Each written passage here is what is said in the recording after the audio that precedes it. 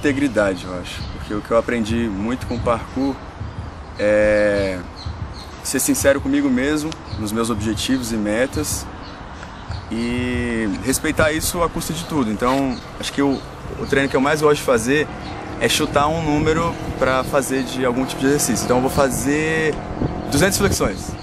Se eu falar 200, nem que seja de pensamento, acabou. É 200 e acabou. Não importa a preguiça que vai dar depois. Então até eu fazer 200 flexões, eu não posso descansar, aí não tem descanso. Então eu vou me condicionar para aquilo, vou me motivar, me preparar para aquele momento, né? Para aquele exercício. E eu acho que é uma sinceridade de você fazer, porque você poderia deixar de fazer as 200. Falar, aí alguém te pergunta, fiz o meu exercício lá. Mas é algo que você aprende a se respeitar, de falar assim, não, eu estabeleci essa meta e vou cumpri-la. É formação de caráter, eu acho que porque caráter é o que você é quando ninguém te vê, né? Ou quando ninguém tá te cobrando pra fazer. Então é lapidação, e caráter é um negócio, velho, que você tem que martelar, assim, você mesmo, a sua preguiça, a sua má vontade, às vezes, com as pessoas, entendeu? Então, os seus defeitos mesmo. Então é caráter, construção de caráter. O cara tá lá, olha, só eu que tô vendo, mas eu vou ser, assim, vou ter caráter de cumprir o que eu me comprometi a fazer, sem ninguém me cobrar. Eu disse que ia lá, então eu vou lá. Disse que ia fazer, então eu vou fazer. Então, cumprir palavras, assim, sabe? Pra mim, o parkour, além de ser uma atividade física que posso ganhar força e tal, representa um refúgio da vida acadêmica e de qualquer problema que eu tenho. As amizades que a gente forma aqui são fortes, né? Porque sempre quando você está treinando, alguém te ajuda, sempre te dá uma força a mais. É muito bom isso. Foi aquele grito de liberdade que faltava para mim, tanto de movimentação quanto de autoconhecimento, espiritual, mental. Essa liberdade de expressão. Foi uma arte de deslocamento, mas para mim ela é muito mais por liberdade, em todas as formas de entendimento. Cara, pra mim o parkour foi uma porta. Foi uma porta onde eu consegui me enxergar e enxergar ao mundo, sabe? Porque foi com o parkour que eu aprendi a me autoconhecer, e a partir do momento que eu me autoconheci, eu comecei a conseguir enxergar as outras coisas. Tanto no sentido denotativo quanto no conotativo, né? Eu não olhava as coisas, mas não enxergava. Eu aprendi a enxergar além disso, enxergar as possibilidades. Desde sempre que eu me conheço por gente, eu sempre estou pulando em galho, eu sempre estou fazendo alguma coisa maluca, o que a gente chama da movimentação do parkour, né? Sempre estou me movimentando para lá e para cá. Então, para mim, isso sempre foi, vendo agora, sempre foi um treino, sempre estava treinando. Só que quando eu conheci o parkour, também foi como se fosse uma porta, porque eu já me movimentava, já tinha uma consciência corporal um pouco boa, só que não conhecia a filosofia. Não tinha o lado da filosofia, questão de ver, usar o que eu vejo no dia a dia como treino mesmo. Para mim é a ferramenta a qual eu vou conseguir transmitir valores. Eu poderia comentar sobre outras situações, questões de liberdade, de fortalecimento, de botar em prática o que me é falado, o que eu penso. Foi através do parkour que eu consegui aglomerar as diversas áreas que eu já treinei, e é a que eu vejo como o maior potencial para disseminação e principalmente transmissão desses valores que eu fui agregando de cada um desses meios. Parkour para mim é mais ou menos uma analogia da vida, né? Uma maneira lúdica de ver a vida. Então você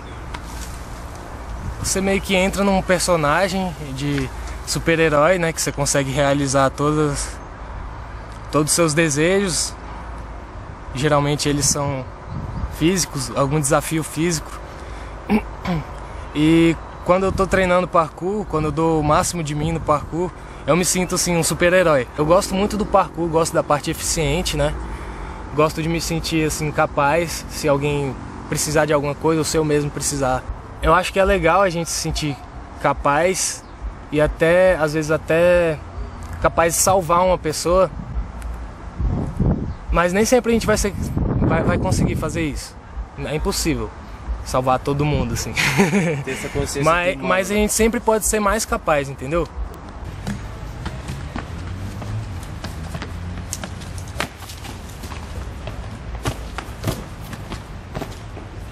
Brasília é uma cidade que você vê repetição o tempo inteiro, tanto do formato das quadras quanto do desenho. Tem uma série de garagens, de muros, situações propícias, e isso também acabou definindo um pouco das habilidades que são treinadas. A partir disso, a gente tem, com a questão da arquitetura, você começa a treinar muito o seu olho para as situações que a cidade vai te apresentando. De forma que, depois de um tempo de prática, você começa a tentar negar isso um pouco. Então a gente correu para a parte do paisagismo da cidade, buscando árvores, tentar quebrar um pouco essa simetria da cidade. Então, em vez de eu fazer tudo reto, eu vou tentar botar mais curvas. Como é que seria treinar na diagonal, em situações não tão claras, tão definidas? O celular tocando igual um robô.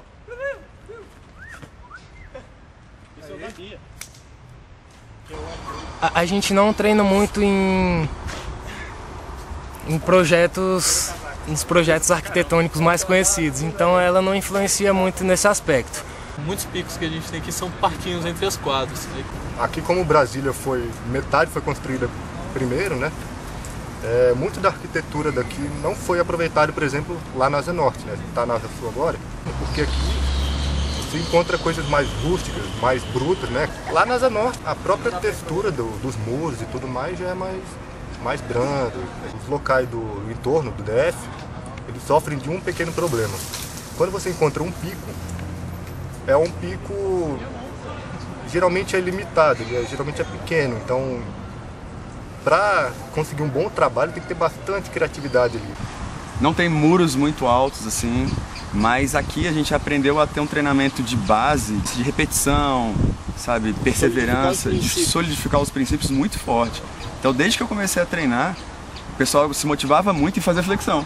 Vou fazer flexão, vamos. Porque aqui, como tem um clima muito seco e quente, se você não tiver um cardio bom, não consegue treinar direito, você não chega até o final do treino. 30 minutos você... 30 minutos já era. Como o clima é seco, você tem que se segurar, seu corpo vai ter que aguentar de alguma forma treinar. A 308. Só isso.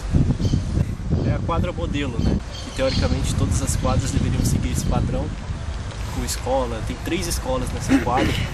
Tem farmácia, 2 mercados, tem 2 farmácias, tem um centro cultural. E só o que ela representa no parkour de Brasília. Eu acho que aqui é o berço do parkour de Brasília e acho que isso aqui vai ser o legado do parkour mundial.